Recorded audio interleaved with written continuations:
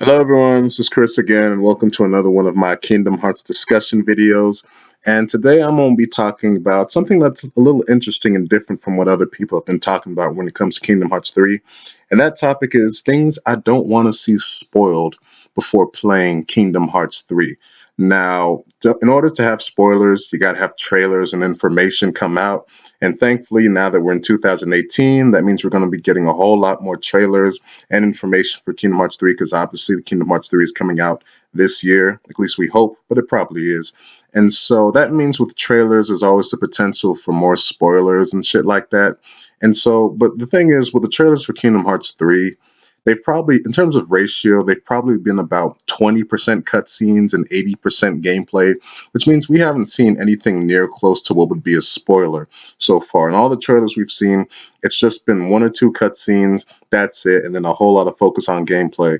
I mean, that's just how the latest Monsters Inc. trailer was, where we got three little cutscenes, and then most of it was just gameplay and all of the various worlds, which that's great because that means we haven't seen any spoilers, even though I do want to see a little bit more of the story showcase. The thing is, though, that's a good thing because when you look at some of the previous Kingdom Hearts trailers, I mean, some of these trailers have given away a whole lot. Go back and look at the Jump Festa trailer for Kingdom Hearts Birth by Sleep. At that time, the game was probably about a month away from releasing in Japan and about 9 months away from releasing in North America. That Jump Festa trailer was an absolute disgrace just because even though it was a beautifully done trailer, it just showed so much of the story, so many spoilers, like way too much stuff, like the revealing of Vanitas' face, so much of the final battle. It showed that Castle Oblivion was going to be in the game, even though we didn't know how. Just to see Castle Oblivion at that time was like, what? Why are we seeing this? Now, thankfully, at that time, I was a lot younger, a lot more naive, so I wasn't as sensitive to spoilers. But had that trailer been released now, I would have been so mad because spoilers are one of my biggest pet peeves. And it doesn't stop with that Birth by Sleep trailer. You look at some trailers for Dream Drop Distance, they had like a 9 minute trailer that showed a whole lot. And the latest offender was some of the trailers for zero point 0.2, which zero point 0.2 is obviously already a short game. The final trailer for that game showcased like every single cutscene in that game when you go back and look at it. So that's unfortunate. Even and it even showed the secret ending with Sora, Donald, and Goofy. Even though you consider that a major spoiler, maybe not, but that would have been a nice surprise. So Kingdom Hearts has had a problem with spoilers or maybe showing too much in the past. With Kingdom Hearts 3, with this video, I want to talk about things I don't want to see spoiled in Kingdom Hearts 3, just because we've obviously waited a long time for this game, and I think it would really suck to go in with some spoilers or maybe reveal having a little bit too much info before going on. So the first spoilers I'll talk about are things I'm going to be considered somewhat minor, and then we'll get into some more serious stuff later on. But to start with some more minor stuff, things I don't want spoiled or to know too much about going into Kingdom Hearts 3. First minor thing we'll talk about, I don't want to know the exact order of the worlds that we're going in. And that's never really been a problem in the past before, just because, information, even though you can sort of piece together what worlds are going to come first and what's going to come later, they never out and out tell you like what's the order of the worlds you're going to go into. You have to look up that information to really get spoiled on that one. And thankfully, we don't know that information yet, even though when it comes to Disney worlds, I think Olympus Coliseum, from what's been established, is going to be around the first Disney World. So we know that going in. And then it seems like the first set of worlds will be the ones that we've seen so far. But I don't want to know the exact order of the set of worlds we go in at the beginning and throughout the game. So that's the first minor thing I don't want to know about. Another minor thing I don't want to know is all of the different summons that are going to be in the game. In the latest Monsters Inc. trailer, we saw that Ariel was going to be a summon, which that was a big surprise. And it was really cool that they showcased that. And kind of interesting just because I did not see Ariel coming back as a summon. But I think it would be cool if they didn't reveal all the summons that are going to be in the game, just so there can be some nice surprises when you're going through, like, ooh, this character's returning, like maybe Jack Skellington coming back as a summon, and then maybe a new characters coming in as summons, like maybe Judy Hopps or Maui or something like that. So obviously they'll showcase maybe one or two more summons before the game comes out, but hopefully they don't reveal all of them, just so you can have some nice surprises. And then the last one I'll talk about, and this could be considered minor or major, it's somewhat in between. I don't want to see how Sora gets his new outfit. Now, in Kingdom Hearts 2, the way he got his new outfit was through the three good fairies from Sleeping Beauty. They obviously changed his clothes, and that's how he got that new outfit. With Kingdom Hearts 3, it's still somewhat of a mystery how he gets that outfit, just because I think it's established that he goes directly to Olympus Coliseum. If you go by the ending of zero point 0.2. So, how exactly is he going to get that new Kingdom Hearts 3 outfit? I don't know. And personally, I don't want to know just because I like a little bit of mystery going in. Like, how exactly does that outfit come to be? Is it something directly related to his heart? And is that why his hairstyle changes or something like that? I don't know, but I don't want to know the exact reason why he gets that Kingdom Hearts 3 outfit just because I do like a little bit of surprise and it's already kind of a mystery to me going in. So I sort of like that in nature. So overall, those are sort of the minor things going in. I don't want to know all of the different sort of Disney elements going in terms of minor stuff like secret bosses and whatnot in the world order. That'd be nice to not know going in and summons and stuff like that. And Sora's outfit, whether you consider that a big or minor spoiler, for me it's somewhat in between, but I would sort of prefer not to know that going into Kingdom Hearts 3. Now getting into more major stuff that I wouldn't like to see spoiled before Kingdom Hearts 3 comes out. And the first one I'll talk about is that I don't want to see or know who all of the 13 Secrets of Darkness are going in. Now, we basically know who the seven Guardians of Light are going to be. It's going to be Sora, Riku, Kairi, Mickey, Lee, Aqua, and Ventus. Those are going to be the ones that are most likely, almost certainly, going to be the seven Guardians of Light.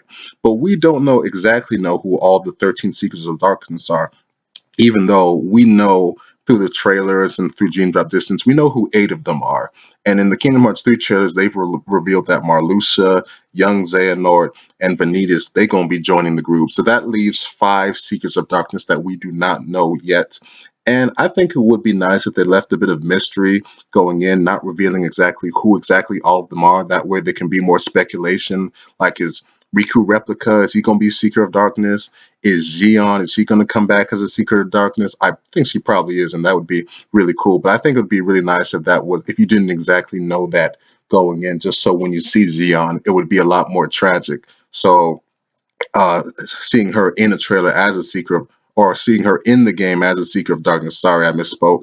So yeah, a little bit of mystery is always good going in, not revealing everything. And 13 Seekers of Darkness, that's a major plot point. And I think it'd be pretty effective and cool if they did not reveal all of them going in, just because they've revealed a whole lot already. Leave a little bit of mystery, like leave it to us to finally see like Terra Xehanort as a Seeker of Darkness when we actually play the game. So the Seeker of Darkness, that's a major spoiler right there that I don't want to see completely spoiled before going into Kingdom Hearts 3.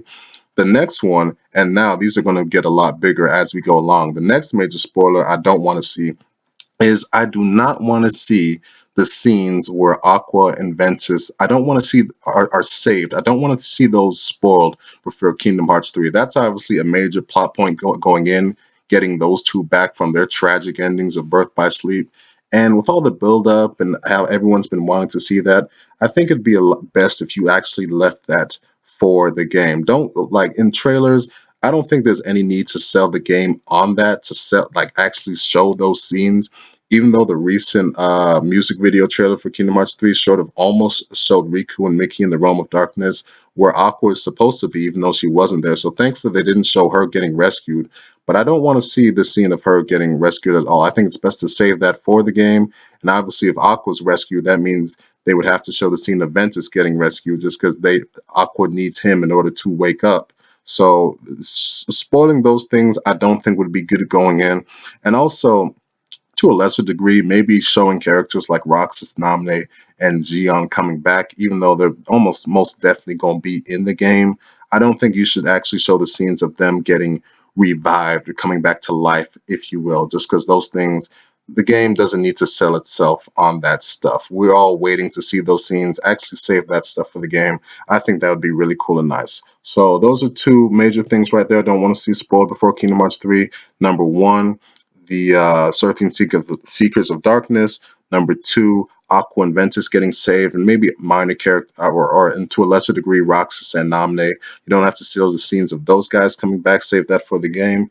And the last big thing, this is probably the biggest thing, which is why I save this for last, is the final battle. That stuff, I think they got to be really careful how they market that stuff going into Kingdom Hearts 3, because that's the grand finale of the Xehanort saga. And most likely, there's going to be some bits taking place in the Keyblade Graveyard. That's where the whole fated place reunion, what Master Xehanort was talking about. I think it would just be so bad if they showed a whole lot of the final battle in the trailers. I know it's all to do with marketing. You want to show some cool stuff, but I don't think you need to show or spoil a lot of the final battle in terms of what matchups are going to be going on, who's going to be versing who. Just because when you show that stuff, you're pretty much showing what the story is leading up to that point of Kingdom Hearts 3. And obviously, that's a big spoiler going in right there. I just think that it's just you just don't need to show it. You can just show story elements from any other part of the game, but to show the actual final battle, I just think would be really bad. And to a larger degree, there's been some information coming out that they've been planning something really big for the final stage.